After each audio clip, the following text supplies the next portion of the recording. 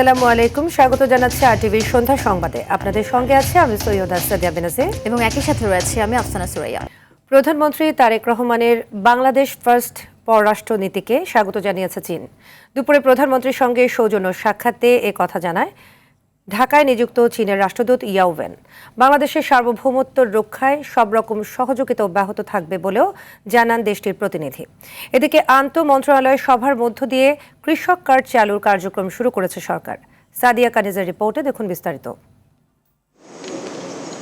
নির্বাচনের আগে দেওয়া ইশতেহারগুলো বাস্তবায়নে কাজ শুরু করেছে বিএনপি সরকার। তাই শপথ নেয়ার পর থেকে সচিবালয়ে ব্যস্ত সময় পার করছেন প্রধানমন্ত্রী তারেক রহমান।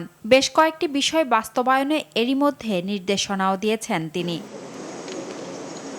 সোমবার সচিবালয়ে কৃষকদের সহায়তা দেওয়ার প্রতিশ্রুতি বাস্তবায়নে আন্তঃমন্ত্রণালয় সভায় সভাপতিত্ব করেন প্রধানমন্ত্রী। এতে সংশ্লিষ্ট মন্ত্রণালয়ের মন্ত্রী, প্রতিমন্ত্রী সহ ঊর্ধ্বতন কর্মকর্তারা অংশ নেন। এই কার্ডের মাধ্যমে প্রান্তিক কৃষকের কাছে সরাসরি সরকারি প্রণোদনা, সার ও বীজের ভর্তুকি পৌঁছে যাবে।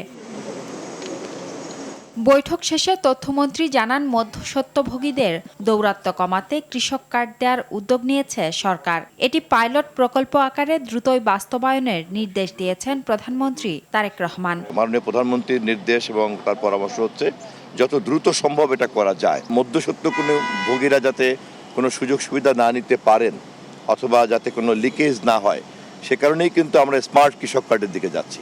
এই কার্ডটা পেলে একজন কৃষকের উৎপাদনের সঙ্গে সংশ্লিষ্ট সকল ধরনের সুযোগ সুবিধাই তিনি পাবেন। এর আগে বেলা 11টায় প্রধানমন্ত্রীর সঙ্গে সাক্ষাৎ করেন চীনের রাষ্ট্রদূত ইয়াও ওয়েন। এ সময় দ্বিপক্ষীয় স্বার্থ সংশ্লিষ্ট বিষয়ে আলোচনা হয়। বৈঠক শেষে প্রধানমন্ত্রীর পররাষ্ট্র উপদেষ্টা জানান, প্রধানমন্ত্রীকে চীন সফরের আমন্ত্রণ জানিয়েছেন দেশটির প্রেসিডেন্ট। টোটালি সৌজন্যমূলক সাক্ষাৎ এবং একটা দ্বিপাক্ষিক সম্পর্ক কিভাবে এগিয়ে নেওয়া যায়।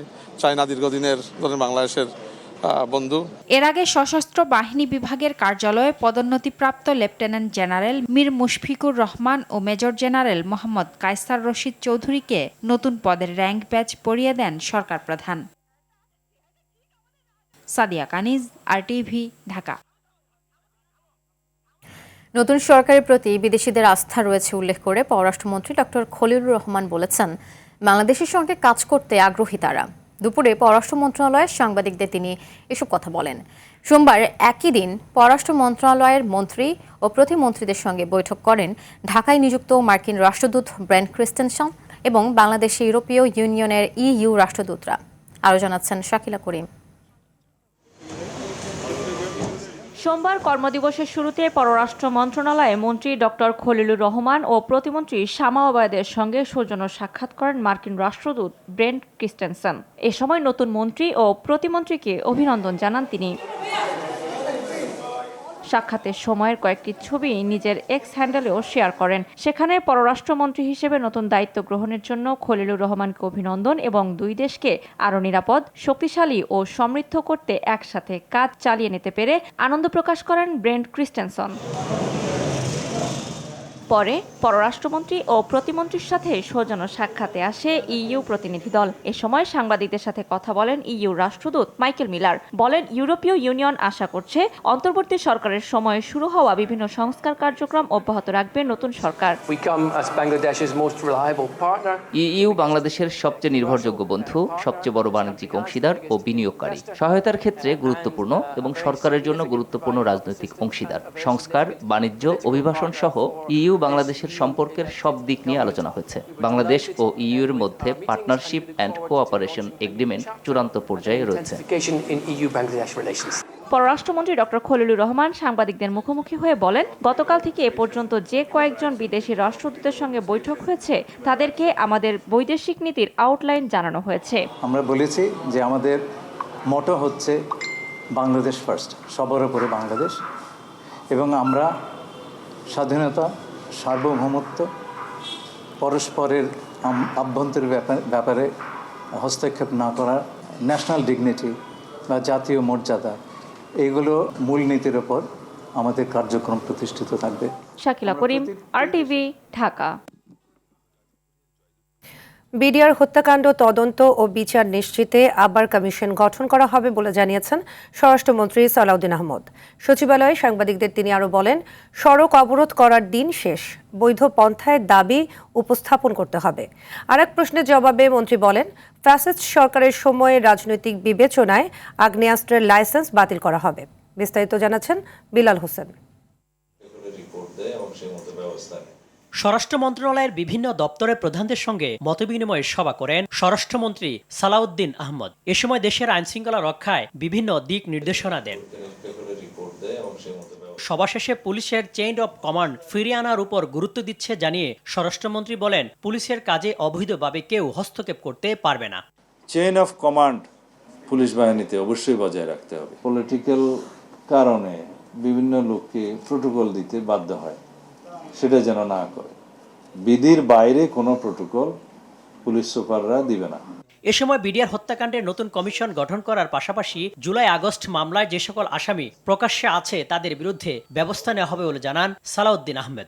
5ই আগস্টের পরে বেশ কিছু মামলা হয়েছে, এখানে কিছু সুবিধাবাদী শ্রেণীর মানুষ এগুলোর সুযোগে ভোগান্তি সৃষ্টির জন্য অনেককে আসামি করেছে, অনেক মানুষকে এইভাবে ভোগান্তিতে ফেলা হয়েছে। সেটা আমরা পরীক্ষা নিরীক্ষা করে বলেছি তাদের এই যে যথাযথ ব্যবস্থা করা।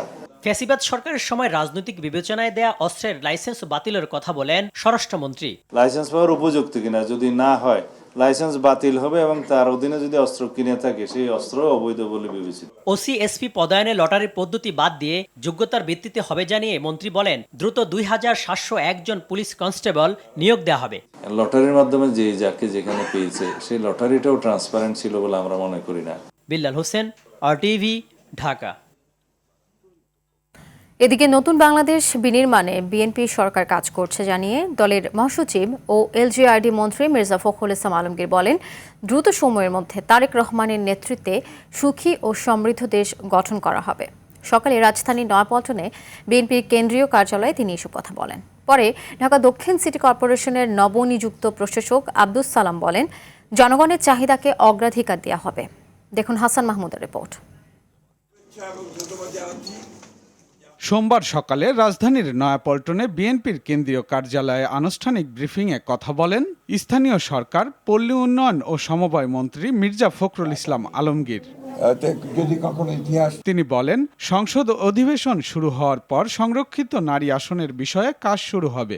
বলেন, নিয়মনীতি থাকার কারণে সিটি কর্পোরেশনের প্রশাসক নিয়োগ দেওয়া হয়েছে। অল্প সময়ের মধ্যে সিটি কর্পোরেশনের নির্বাচন দেওয়া হবে বলেও জানান তিনি। বর্তমান প্রধানমন্ত্রী তারেক রহমান সাহেবের নেতৃত্বে একটা সুখী সমৃদ্ধ বাংলাদেশ গড়ে তুলবে।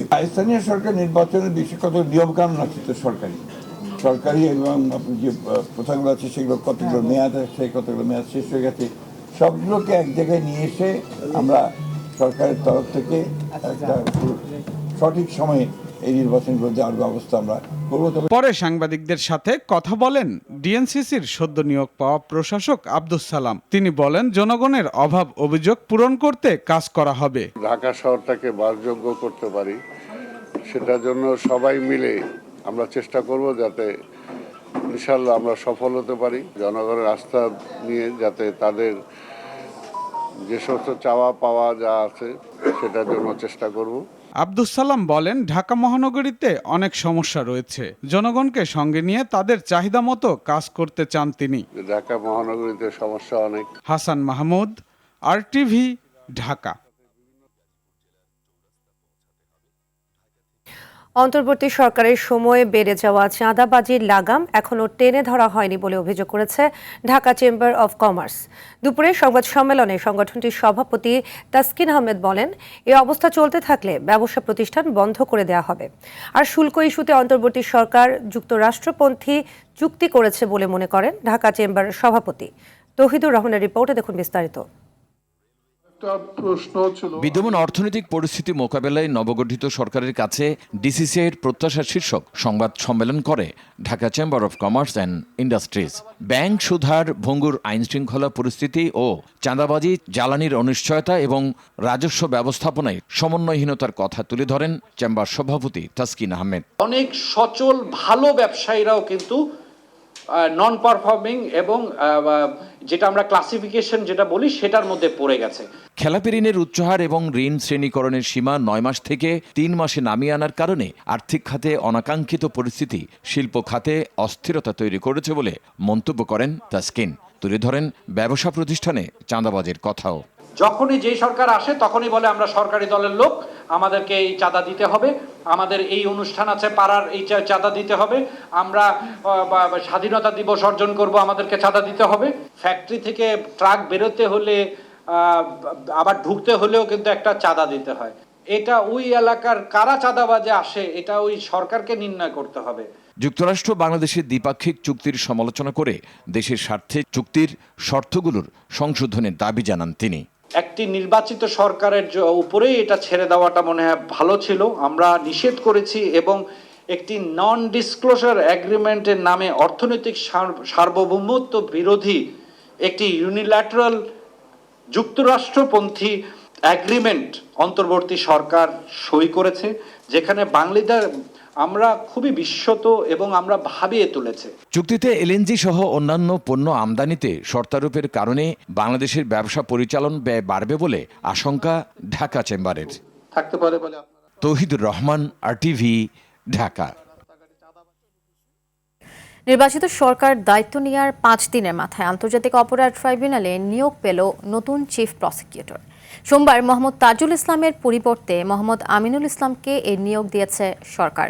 এই নিয়োগ নিয়ম মেনে স্বাভাবিক প্রক্রিয়াই হয়েছে বলে জানান বিদায়ী চিফ প্রসিকিউটর। আর প্রকৃত অপরাধীদের প্রাপ্য সাজা পেতে হবে বলে কড়া বার্তা দেন নতুন চিফ প্রসিকিউটর। বিস্তারিত থাকছে জিএম মাহমুদের রিপোর্টে। 24-এর 5 আগস্ট ছাত্র জনতার গণঅভ্যুত্থানে হাসিনা সরকারের পতনের পর আন্তর্জাতিক অপরাধ ট্রাইব্যুনাল ঢেলে সাজায় অন্তর্বর্তী সরকার। একই বছরের 5 সেপ্টেম্বর ট্রাইব্যুনালের চিফ প্রসিকিউটর হিসেবে নিয়োগ পান মোহাম্মদ তাজুল ইসলাম। 1.5 বছর দায়িত্ব পালনের পর সোমবার তাজুল ইসলামের নিয়োগ বাতিল করে মোহাম্মদ আমিনুল ইসলামকে নতুন চিফ প্রসিকিউটর নিয়োগ দেয় আইন, বিচার ও সংসদ বিষয়ক মন্ত্রণালয়। আজকে একটা আনন্দ নিয়েই যাচ্ছি যে যতদিন দায়িত্ব পালন করেছি প্রত্যেককে আমাকে হেল্প করেছেন। আমি আশা করব আগামী যিনি চিফ প্রসিকিউটর আসছেন তিনি একই ধরনের সহযোগিতা পাবেন, তিনিও সফল হবেন। যারা জুলাই আগস্টে রক্ত দিয়েছিলেন, জীবন দিয়েছিলেন, অঙ্গহানির শিকার হয়েছিলেন, তাদের যে চলমান বিচার প্রক্রিয়া আছে, আমি আশা করি নতুন চিফ প্রসিকিউটরের নেতৃত্বে এই ট্রাইব্যুনালে সেই বিচার প্রক্রিয়া অব্যাহতভাবে সুন্দরভাবে পরিচালিত হবে। দায়িত্ব গ্রহণ করে জুলাই বিপ্লবের শহীদ ও আহতদের আকাঙ্ক্ষা অনুযায়ী মামলা পরিচালনা করবেন বলে জানান নবনিযুক্ত চিফ প্রসিকিউটর। যারা কোনো অন্যায় করেনি তারা কোনো হয়রানির শিকার হবেন না, অন্তত প্রসিকিউশনের মাধ্যমে। কিন্তু যারা প্রকৃত অপরাধী তাদের প্রতি প্রসিকিউশনের পক্ষ থেকে একটা ক্লিয়ার মেসেজ আমি দিতে চাই যে যারা অপরাধী তাদের প্রাপ্য সাজা তারা পেতে হবে। নির্বাচিত সরকারের মাধ্যমে ট্রাইব্যুনালের বিচার কাজের গতি আরও বাড়বে বলে আশাবাদ ব্যক্ত করেন আমিনুল ইসলাম।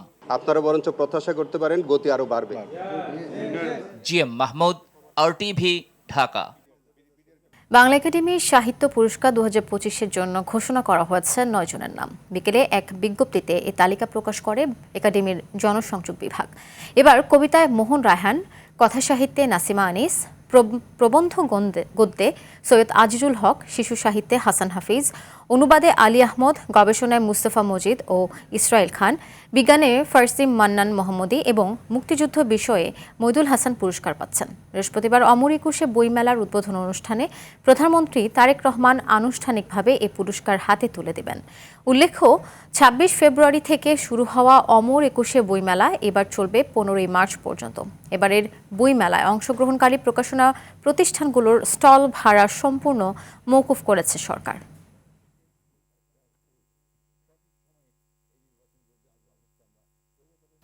সরবরাহ ঠিক থাকলেও কিছু অসাধু ব্যবসায়ী পণ্যের দাম বাড়িয়ে দিচ্ছে বলে জানিয়েছেন বাণিজ্য, শিল্প ও বস্ত্র ও পাটমন্ত্রী খন্দকার আব্দুল মুক্তাদির। বলেন, কয়েকজন নির্দিষ্ট ব্যক্তির হাতে বাজার যাতে কুক্ষিগত না হয় পদক্ষেপ নেওয়া হবে। রমজান উপলক্ষে চাল, ছোলা সহ অধিকাংশ পণ্য 1 থেকে 5 টাকা কমানোর ঘোষণা দেন ব্যবসায়ীরা। রাজধানীতে আলাদা অনুষ্ঠানে তারা এসব কথা বলেন। আরও জানাচ্ছেন এআর বাদল। রাজধানীর টাউন হল বাজার পরিদর্শন করেন বাণিজ্য, শিল্প এবং বস্ত্র ও পাট মন্ত্রী খন্দকার আব্দুল মুক্তাদির ও প্রতিমন্ত্রী মোহাম্মদ শরীফুল আলম। পরিদর্শন শেষে বাণিজ্য, শিল্প এবং বস্ত্র ও পাট মন্ত্রী খন্দকার আব্দুল মুক্তাদির বলেন, নিয়মিত বাজার তদারকি করা হবে। বাজার মনিটরিংয়ের উদ্দেশ্যটা হচ্ছে এই তথ্য বা এই অনুভূতি বা এই চেতনার যেন সাধারণ বিক্রেতাদের মধ্যে কাজ করে যে আমাকে নজরদারির মধ্যে রাখা হচ্ছে। আমি যদি কোনো অন্যায় করি বা ব্যত্যয় ঘটাই, এটা কোনো না কোনোভাবে আইনশৃঙ্খলা প্রয়োগকারী সংস্থা বা সরকারের দায়িত্বপ্রাপ্ত এজেন্সি এটা জানবে। অন্যদিকে সংবাদ সম্মেলন করে পণ্যের দাম কমানোর ঘোষণা দিয়েছেন রাজধানীর কাউরান বাজারের ব্যবসায়ীরা। শান্তি সমিতিতে এ সংবাদ সম্মেলন হয়। বিভিন্ন পণ্যের উপরে 1 টাকা থেকে প্রতি কেজিতে 1 টাকা থেকে 5 টাকা পর্যন্ত আমরা ছাড় দিচ্ছি। এ ধারা অব্যাহত রাখার চেষ্টা করা হবে বলে জানিয়ে চাঁদাবাজদের কঠোর বার্তা দেন ঢাকা 12 আসনের সংসদ সদস্য সাইফুল আলম খান মিলন। যে ডোন্ট গো উইথ চাঁদাবাজি, যদি যান তা আপনার জীবনের আশঙ্কা আছে। কারণ বাজারে যদি এই চাঁদাবাজি বন্ধ করতে হয় তাহলে সরকারের সহযোগিতা, বিশেষ করে স্বরাষ্ট্র মন্ত্রণালয়ের সহযোগিতা অত্যন্ত জরুরি। অন্যদিকে ভ্রাম্যমাণ আদালত পরিচালনা শেষে অসাধু ব্যবসায়ীদের হুঁশিয়ারি দেন র্যাব ও জাতীয় ভোক্তা অধিকার সংরক্ষণ অধিদপ্তরের কর্মকর্তা।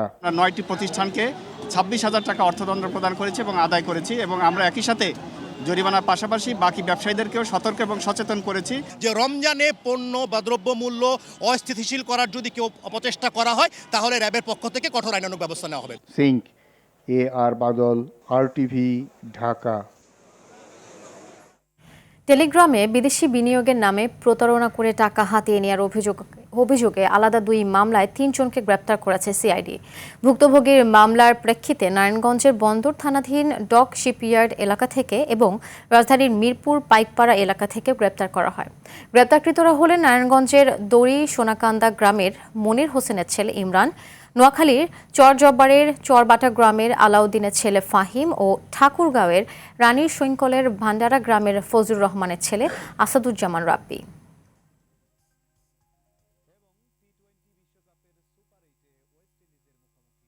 নড়াইলে আধিপত্য বিস্তার ও গ্রাম্য দলাদলিকে কেন্দ্র করে রক্তক্ষয়ী সংঘর্ষে বাবা ও ছেলেসহ 5 জন নিহত হয়েছেন।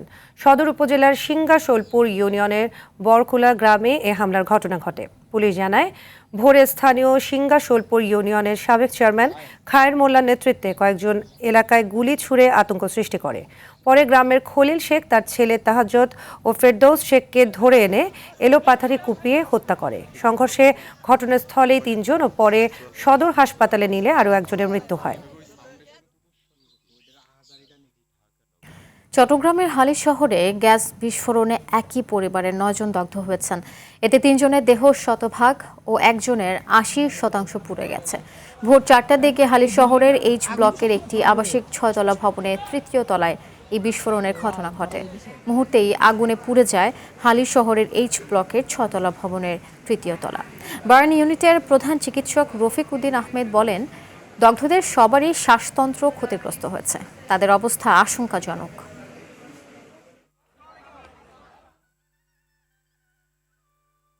খুচরা ও পাইকারি ক্রেতাদের জন্য ঈদুল আজহা পর্যন্ত বিশেষ প্রমোশনাল কার্যক্রম শুরু করেছে কনকা ইলেকট্রনিক্স ও হোম অ্যাপ্লায়েন্স পণ্যের উৎপাদন ও বিপণনকারী ইলেকট্রোমার্ট গ্রুপ। এই প্রমোশনালের আওতায় কনকা ও হাইকো ব্র্যান্ডের fridge, LED TV, microwave oven ও ওয়াশিং মেশিন কিনলে স্ক্র্যাচ কার্ডের মাধ্যমে থাকছে স্বর্ণালংকার অথবা নগদ টাকা সহ আকর্ষণীয় পুরস্কার জেতার সুযোগ। ইলেকট্রোমার্ট লিমিটেড গ্রুপের ডিএমডি মোহাম্মদ নুরুল আফসার বলেন, 3 দশকেরও বেশি সময় ধরে বিশ্বসেরা ব্র্যান্ড কনকা ইলেকট্রনিক্স ও হোম অ্যাপ্লায়েন্স সামগ্রী দেশের গ্রাহকদের আস্থা ও নির্ভরতার প্রতীক হয়ে দাঁড়িয়েছে। সন্ধ্যার সংবাদ এ পর্যন্তই। রাতের সংবাদ 11:15টায় দেখার আমন্ত্রণ রইল। ধন্যবাদ সবাই। ধন্যবাদ।